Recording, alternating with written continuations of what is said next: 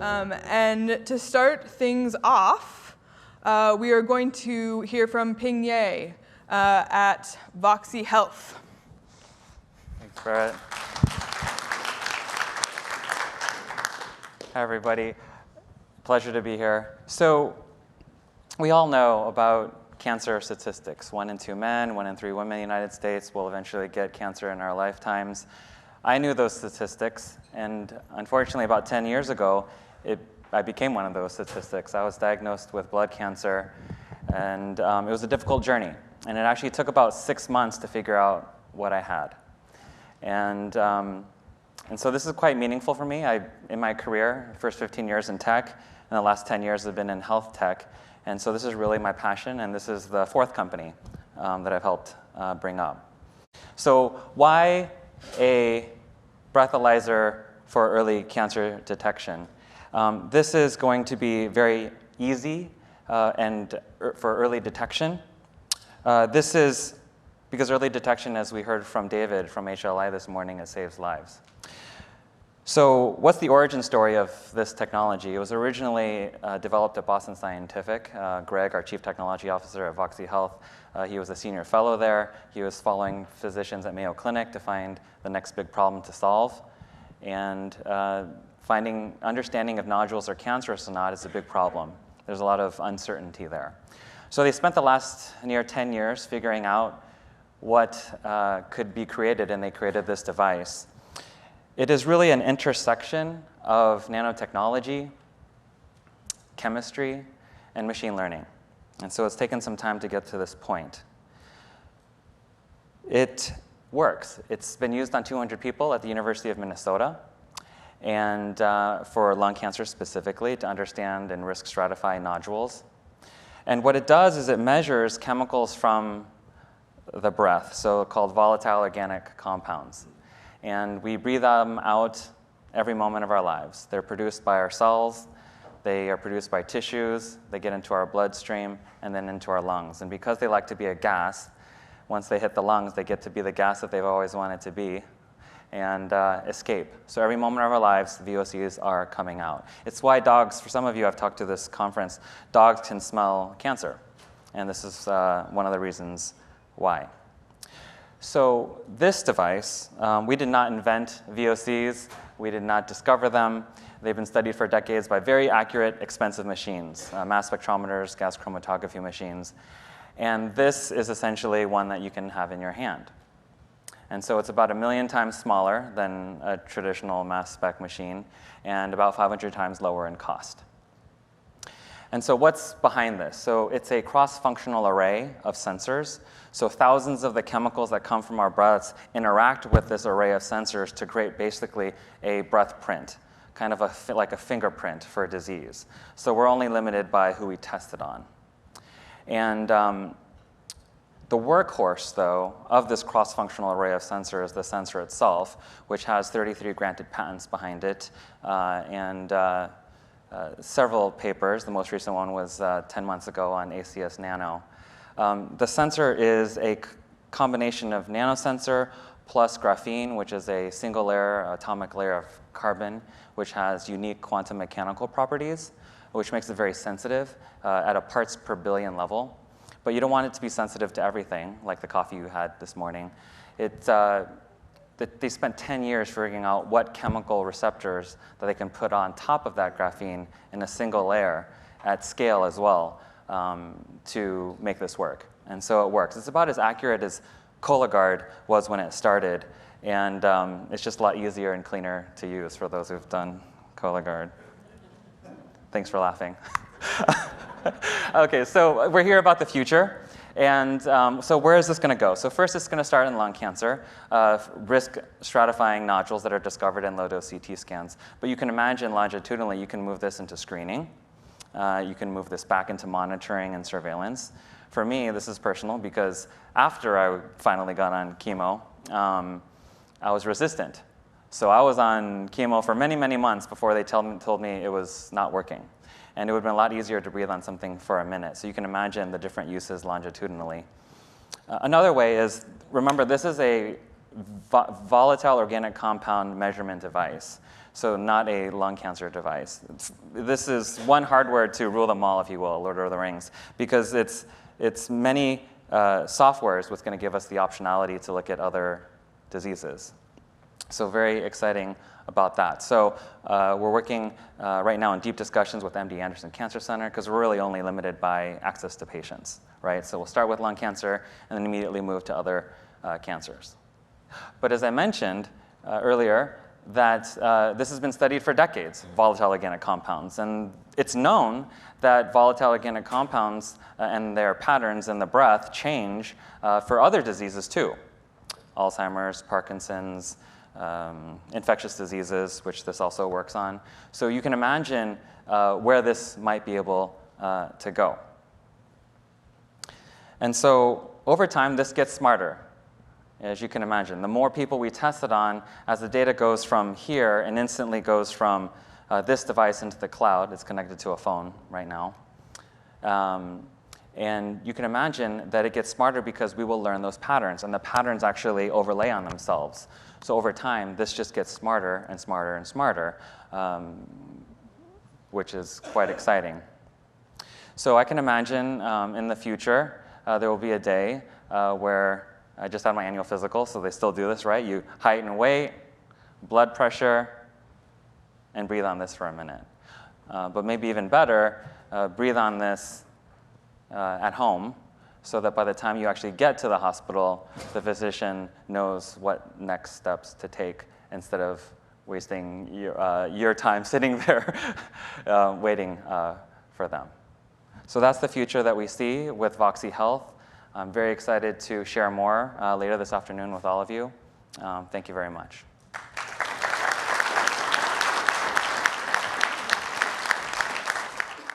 All right, that was pretty amazing. Next up, we have Mike Connolly with Helionics. Hi, I'm Mike Connolly, CEO of Helionics Corporation.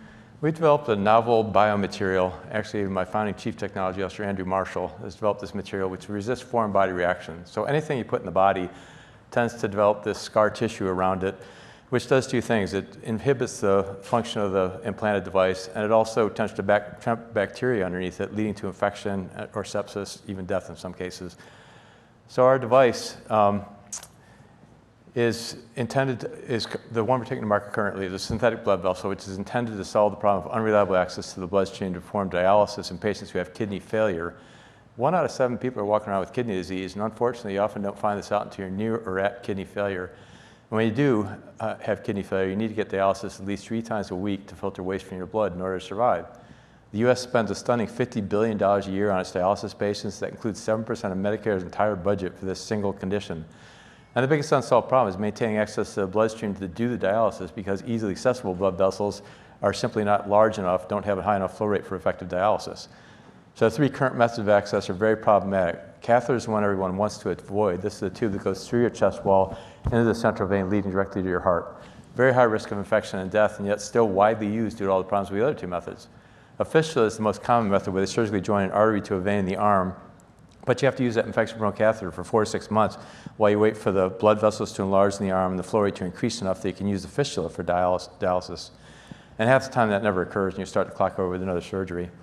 The 3rd method of access is a synthetic blood vessel, which is also known as a vascular graft. And the good news is that even the on-market synthetic blood vessels can be used quickly without spending months on the infection-prone catheter. The downside is they occlude quickly, and infection is often a life-threatening problem. So our device, we call StarGraft synthetic blood vessel, solves both problems, occlusion and infection, with no change to surgical implant technique or dialysis cannulation technique. And it uses our external proprietary STAR biointerface, which integrates with surrounding tissue to inhibit foreign body reaction. Seen in a little bit more close-up, it's the patented precisely dimensioned microporous structure, so it's a geometry of this material which gives it unique properties. The material itself is medical-grade silicone used in many implants, so nothing exotic, no added drugs or biologics. We're leveraging the body's natural immune system and healing capabilities, so the effects are long-lasting with no side effects. It's the vascularized tissue that develops around and into our STAR biomaterial, which prevents the usual response to fibrotic encapsulation or scar tissue. So we've been in 3 human trials now, iteratively refined the design of the device, and we're in our 3rd human trial. It's looking great. Across these 3 trials, we've implanted a total of 73 star graft, and we actually did a randomized controlled trial against the leading on-market graft in our 1st human study. We continue to baseline against that control because it's utilizing the same site, same patient inclusion-exclusion criteria. And the results today have been pretty spectacular. So this is an ongoing 3rd study, but we are now at our 9-month median duration of implant. And percent of grafts that remain open to blood flow without interventions such as angioplasty or stenting is 100% for star graft. That's dramatically better than the control arm, which was leading on-market graft. By the 9-month time point, 20% of them had occluded, and it's dramatically better still than the average performance of on-market grafts, which is about 35% failure at this time point, according to historical literature. Resistance to infection, we've had 0 device infections. Again, by the 9-month time point, historical literature indicates about 8% of grafts typically have infection, and our control arm actually was about 12%. So getting into the mechanism of action a little bit more. So on the left side, you see the expanded Teflon or EPTFE used in conventional grafts develops this thick, dense layer of fibrotic or scar tissue around it. And the very same graft, when we coat it with our star biomaterial, gets no defined capsule at all. So why is that important? Well, you can see on the right side, the star material has blood vessels in every single pore, and the expanded Teflon or EPTFE remains relatively avascular. And when you put it in the body, you're looking now at a cross-section of a vascular graft. On the left side is a conventional expanded Teflon graft. And after 3 months implanted in the body, this intravascular ultrasound makes it look like a rigid pipe. It's not moving with the blood flow because of that scar tissue around it, squeezing and stiffening it. On the right side is the very same model of graft that we coated with our star biomaterial, and you can see that, I skipped past that, sorry. But you can see that it was moving with the natural blood flow, more like physiologically like a natural blood vessel. And what that translates into is it changes the way blood flows inside the graft when you have this stiff wall. It's known to stimulate internal tissue growth, which eventually leads to narrowing or stenosis and eventual occlusion. And infection, similarly, is caused by this fibrotic capsule. Basically, when you're doing dialysis, you have to stick needles through the skin into the graft to draw out blood to the dialysis machine, then you return it through yet another needle that goes back into the graft. And every time you stick that needle, you're dragging bacteria from the skin line through this fibrotic capsule, which again has essentially no blood vessels to deliver antimicrobial cells. So the bacteria fester between the fibrotic capsule and the device, which in our case is this synthetic blood vessel. And eventually that can lead to macroscopic system-wide infection or sepsis. In contrast, our star biointerface develops this dense capillary network which enables antimicrobial cell access to every pore, leaving no place for bacteria to hide. And it resists this fibrotic encapsulation, keeping the graft wall able to move with the blood flow, thereby resisting stenosis and occlusion. So this is a broadly applicable technology. We actually have a device company that we spun out to commercialize this our material to treat glaucoma. Very different application, very successful in that application. The company's actually subject to an acquisition by AbbVie now. We have follow-on products in the pipeline, including taking our same star graft synthetic blood vessel and getting a second indication approved for bypass of diseased or damaged arteries. This could double our addressable market. We've also shown in multiple controlled animal studies the ability to resist infection in catheters by coating them with our star material. And we've also demonstrated the feasibility of a needle-free dialysis port, which will be implanted permanently, avoid the need for these huge dialysis needles that patients get stuck with several times a week, and thereby reducing cost, illness, and allowing more patients to dialyze in the convenience of their own home. So I thank you for your attention, and feel free to reach out to me at the booth and my colleague Andrew Marshall.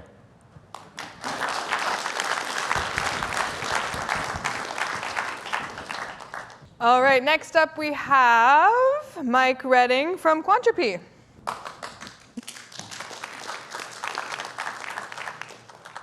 All right, good afternoon. I am Mike Redding. I am the Chief Technology Officer of Quantropy, a Canadian cybersecurity company.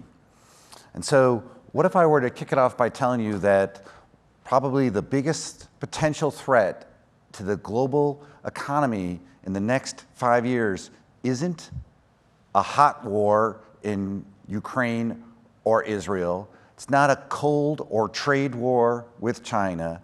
It's not a resurgent pandemic. but rather it's a cryptographic attack by hackers on the encryption and security fundamentals that power the internet and all digital transactions. This started about 30 years ago when Nobel Prize winner Peter Shor came up with new uses for the future quantum devices, quantum computers, to do great mathematical feats like factorization. The problem is, in a classic case of beating plowshares into swords, it was realized that that factorization would break the encryption we use for digital transactions. However, it needed a future device of 4 million qubits, a circuit depth of 8 billion, and 0 errors. 30 years later, we're still 20 or so years from having one of those. And so, seems like we have time to address this looming problem. However, unfortunately, or fortunately, 2023 has been a banner year in the research into how to improve Shor's algorithm and how to create an actual attack requiring a new class of cryptography to protect everything we know and use.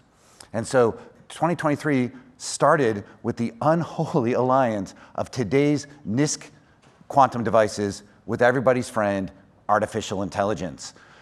Chinese researchers were able to show that using today's type of quantum devices as they exist, when married to machine learning, could reduce dramatically the resources required to do an attack by a factor of 0.000001% of the previous requirements, meaning only 372 qubits, circuit depth of only 1,200, and only 3 nines of error correction.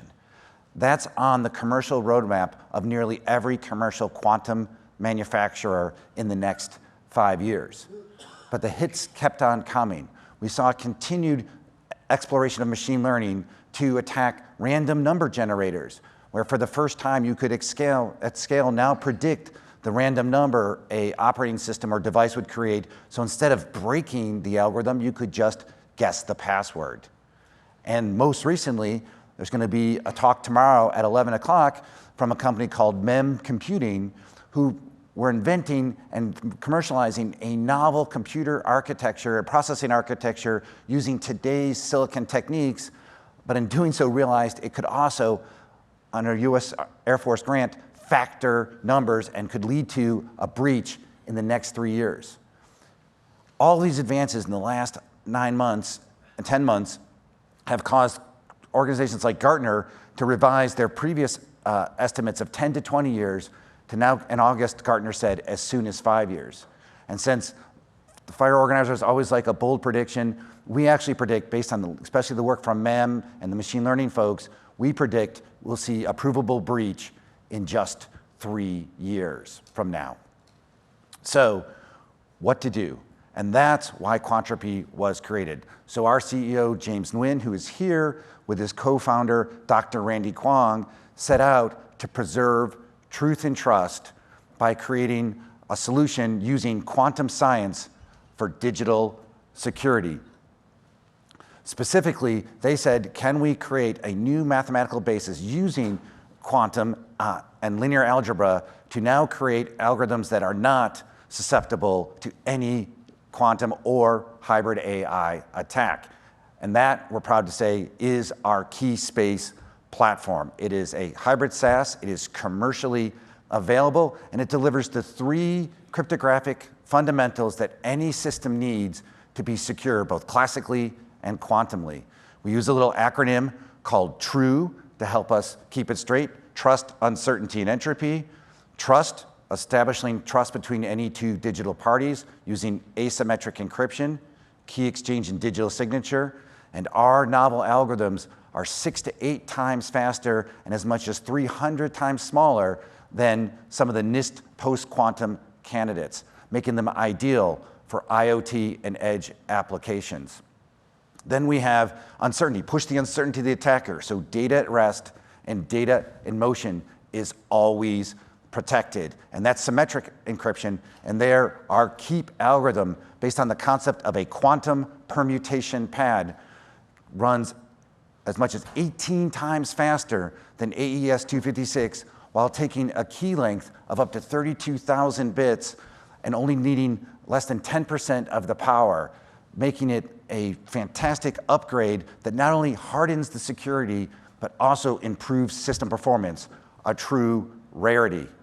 And then last but not least, entropy, strong random numbers, the raw materials from which cryptographic keys are forged, because if you can guess the key, why bother trying to break the lock? And there, we've created a global scale quantum entropy generation and distribution network where we use FIPS certified quantum sources to generate entropy, and then using our asymmetric and symmetric quantum security technology, we can distribute it over any network and over any distance. You can see this live and in color at our booth.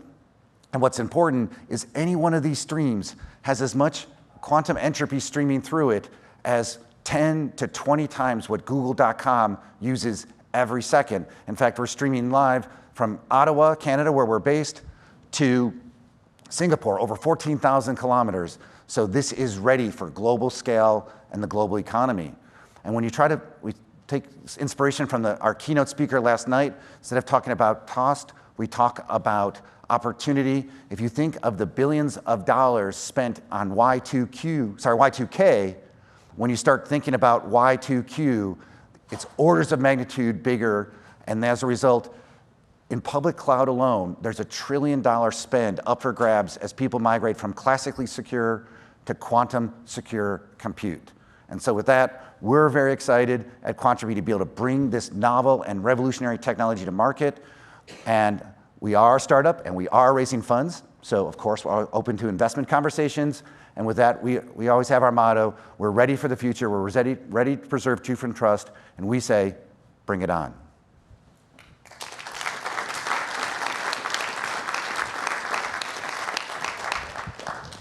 All right, next up, we've talked a lot about energy today, and we have Whit Fulton, who is the CEO of Connector. Hello, everybody. My name is Whit Fulton. I'm the founder and CEO of a company called Connector. It's not Connect-ER, it is Connector. And I have a vision for the future. So we were instructed that we are going to give you a view of what's going to happen, where we're going. This is our view. And fortunately, we had the benefit of Dennis Bushnell last night really setting that view out for everybody in a really effective way. Our vision is that 10 years from now, the world, and North America in particular, will be powered predominantly by clean, distributed, and easily accessible power in every single home in the United States and beyond. So we have about 100 million homes across North America: Canada, US, Mexico, Puerto Rico, et cetera. Right now, there is solar on about maybe 3 million of those homes. So we got about 97 million homes to go. The biggest challenge inherent in getting solar in more homes right now really comes down to the fact that it's still treated as, this sort of arcane bunch of wires. It's nice for greenies, maybe has an economic value in certain states, certain places, but there isn't the overwhelming drive for someone to say, oh, that's the obvious thing, I need to get that. Now, I have a question for everyone here in the audience. Raise your hand if you know how to wire solar panels into a service panel, circuit breaker inside your house. Okay, thank you. Now, raise your hand if you know how to plug in a toaster. All right, sorry, a little trick question. But at the end of the day, that's really fundamentally the challenge we're here to solve. Connector makes the fastest, easiest, lowest cost way to connect solar panels, electric vehicle chargers, energy storage, and other rapidly growing classes of distributed energy resources to the single family home. And we do that by creating a plug-in socket interface.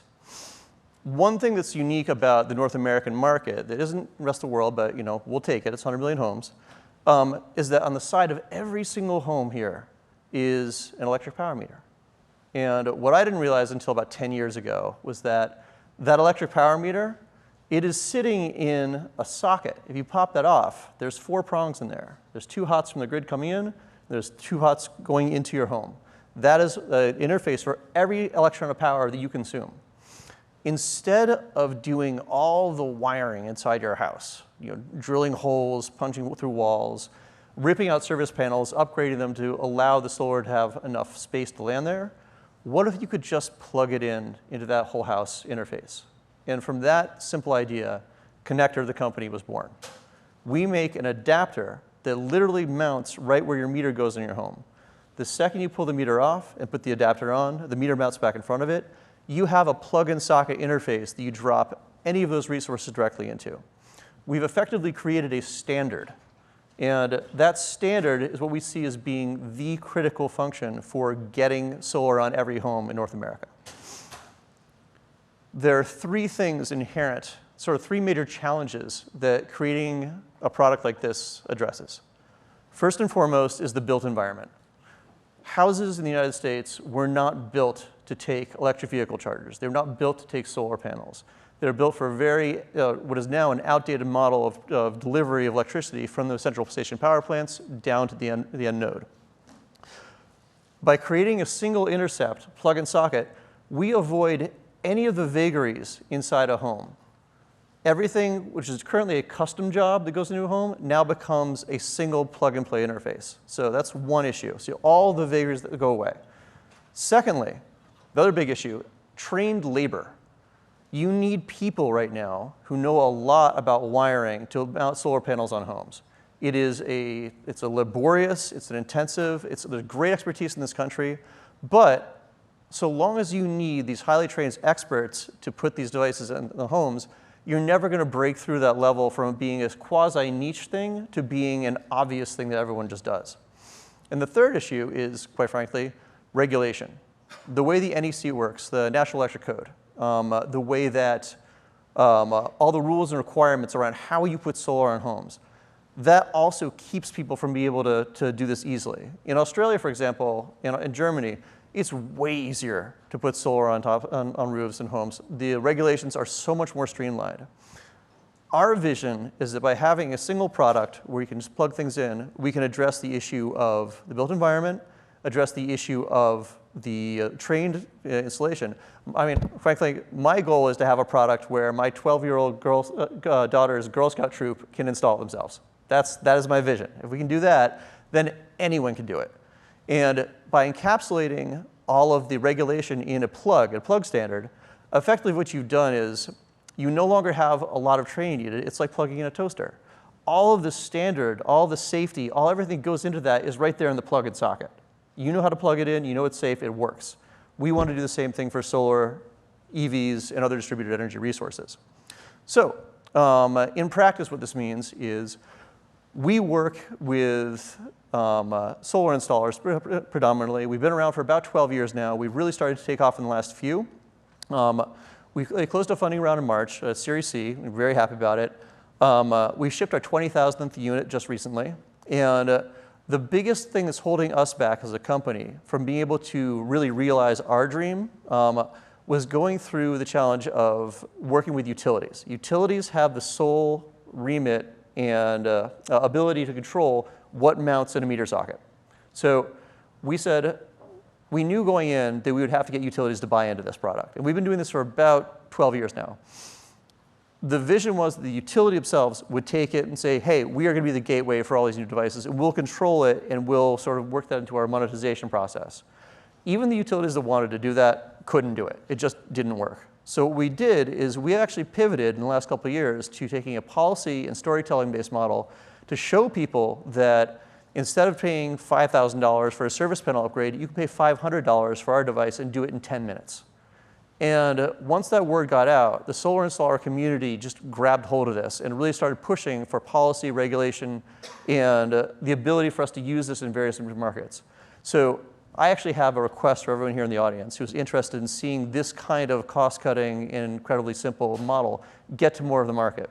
We are working in California right now with utilities and the CPUC, really pushing through this model where utilities will allow us to sell our product to homeowners. If anyone is interested in helping us support that, who's good at storytelling, has a strong network, and really wants to help see this flourish in California and beyond, please come and talk to us. We're out there, and we appreciate your time and attention. Thank you so much.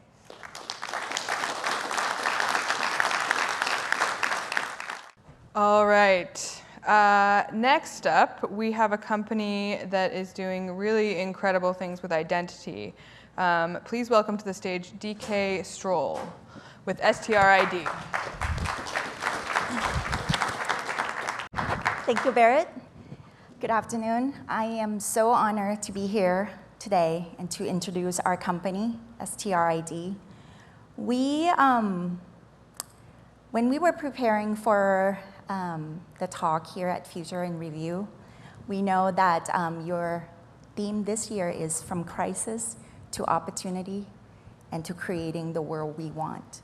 So in the next few minutes, I wanted to share with you why we think you actually hold a lot of power here when it comes to identity. So let's talk about crisis, right? I'm very sure that in your pocket right now, or your purse, there is about a card this big, or a booklet, a technology that is more than a century old. It's been developed a long time ago. And as you probably have seen in headlines constantly, company, even big organization or government, are bombarded all the time with data breaches and hacking. So those are a big problem. Not to mention generative AI, deepfake are becoming very, very a big problem. In 2022, the cost for cybercrime is $8.4 trillion. That's a lot of money. So in our view, we think that the world is ready for something better. So, but here's the challenge. We live in a dual reality, right? Right now, in person and online, right? We do a lot of things online, work, go to school, do a lot of activity online, but the internet was not built with a foundational identity layer, which means that computer endpoint cannot represent us, real people, which also means it cannot accurately identify a person online, okay? The inherent gap between the physical and digital world is also a natural problem. So right now, we are in the stage of Web 2.0, right? To identify someone online, you either use username and password, or some company has moved into what they refer to as a federated digital identity, which means you become a user-centric, but only very few company, a big organization still control and keep your information.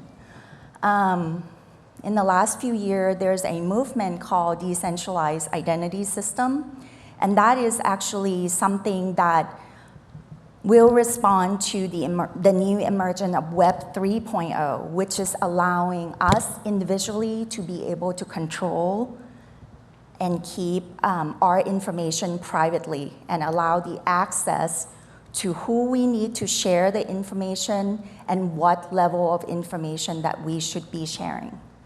So what we come in, or how STR can help here, is we're taking that to the next level, right? When you think about authenticity, there is absolutely nothing more authentic than your DNA. The word STR is actually represent a technology called short tandem repeat. It's a segment of your DNA that has no known function, have zero protein expression. That means there's no infringement on how you look, your health information, or if you are susceptible to something, right? So there's not much information that someone can grab and discriminate against you. So we chose that for another reason. Law enforcement agency around the world has been using this technology for about 25 to 30 years, and including emergency agency. You all heard Mark and several experts this morning talk about climate change. Personally, I've been involved with human identification for the past 24 years. I've seen where, and actually I've talked to someone here that actually experienced the tsunami in 2004. So these type of natural disasters are no longer uncommon, right? It's here. I live in California. We understand the entire threat for fire that can devastate it, and it can come really, really quick. So for us, we think that there needs to be more than just a card this big or a booklet that represent you. The other thing that we think is important is you should be able to share your information in a secure and transparent manner. So what we do essentially is use the superpower of your DNA to create a personally unique and immutable representation of your digital ID. And for us, it also means that identity isn't a linear thing. It shouldn't be just a string of information, your date of birth, name, and address. It should also evolve and grow with you and be able to go everywhere with you. So at the end, to answer the question, to create the world we want. So for us, we think that the world we want means that you are not just a random set of numbers that some company picked for you. Your DNA can be your very own unique number, and it's never going to expire. And at the end of the day, this will remain relevant beyond your natural life. So we're very thrilled to be here, and we think that when Berit said, what's the next 5 to 10 years, right? This is not about 5 to 10 years. The technology is ready now, and it is future-proof because your DNA will never change. So we hope that we get to answer more questions specifically. And thank you so much for your time.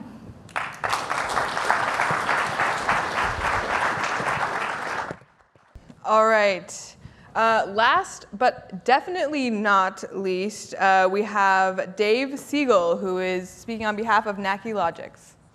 So my name is Dave Siegel. I'm the Chief Innovation Officer and NACI Logics inventor. And NACI Logics is a silent and invisible neural interface that's designed for everybody that can control anything. I'm here today because I think we've created something very special, and we were very fortunate and humbled that just a week ago, Time Magazine selected NACI as one of their top 200 global innovations for 2023. And just recently, more importantly, been selected as a FiReStarter. At the beginning, I asked myself two fundamental questions. Number one, what if humanity had the ability to command, control, and navigate their entire connected world without the requirement to touch anything, to use voice commands, or even look at a display or a monitor? My second question was, what if I could take that capability, to take that interface and put it into a wearable that all of us love to wear every single day, smart earbuds. To put in a pair of smart earbuds and have a full command, control, navigation of all of your connected devices, PCs, robotics, smart homes, pretty much everything. And welcome to NACI.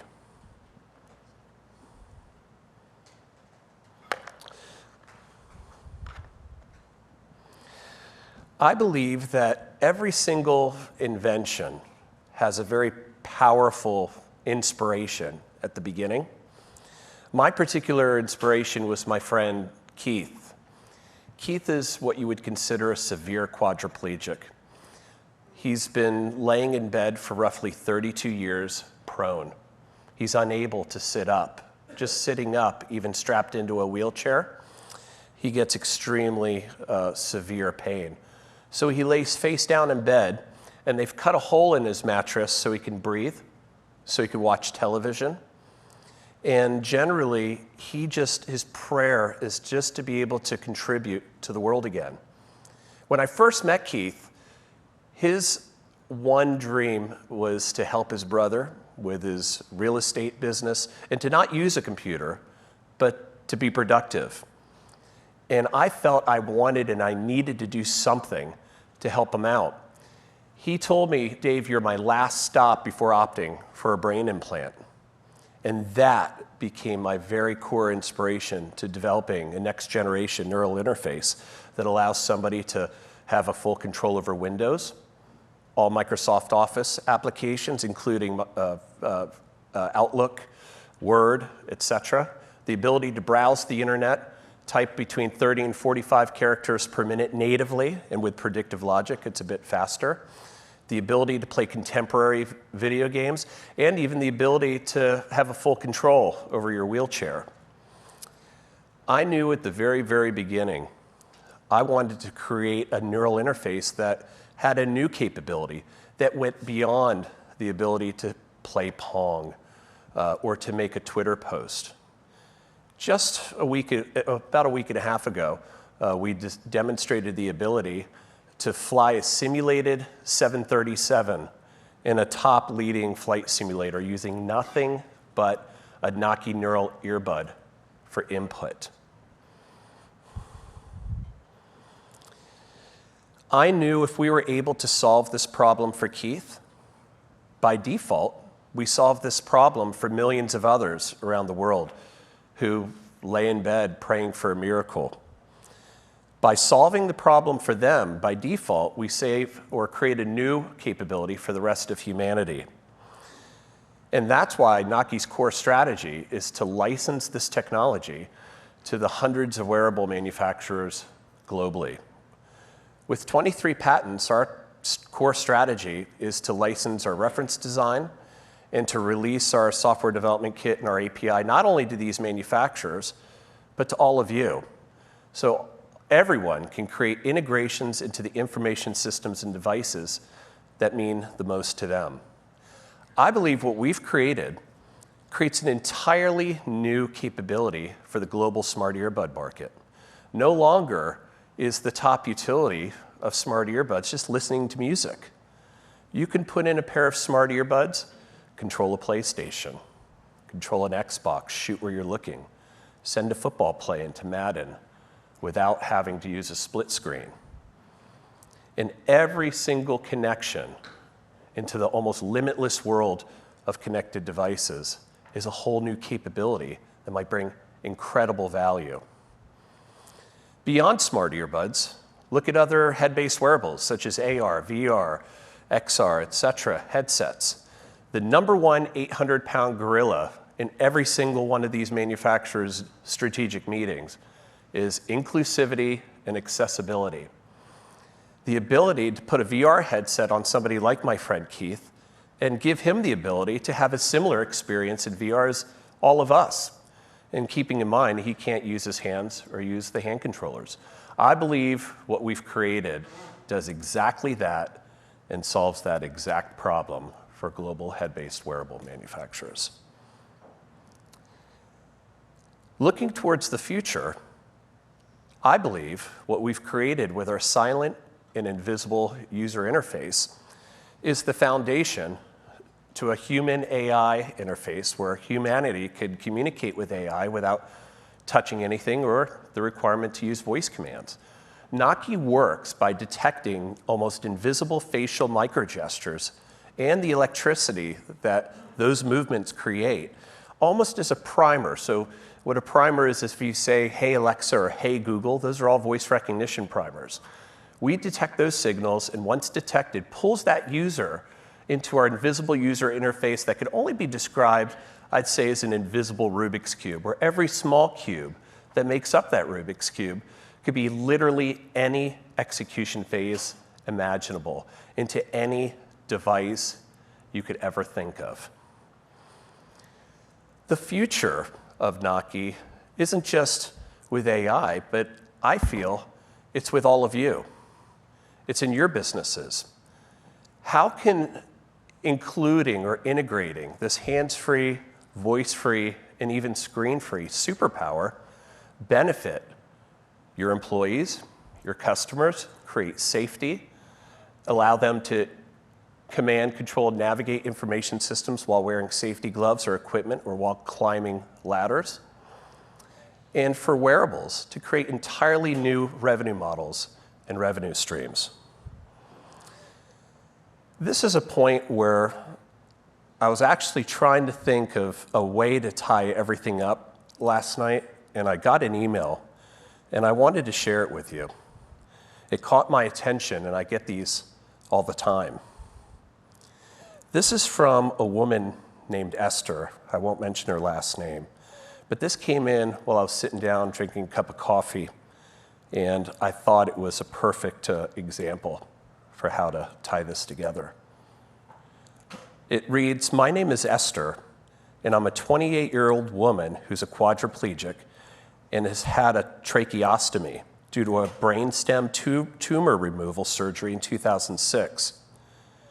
The surgery was unsuccessful and left me with many life-altering deficits, which completely changed every aspect of my life. I have heard about the awesome Nokia earbuds last week, and I'm very interested in trying them out.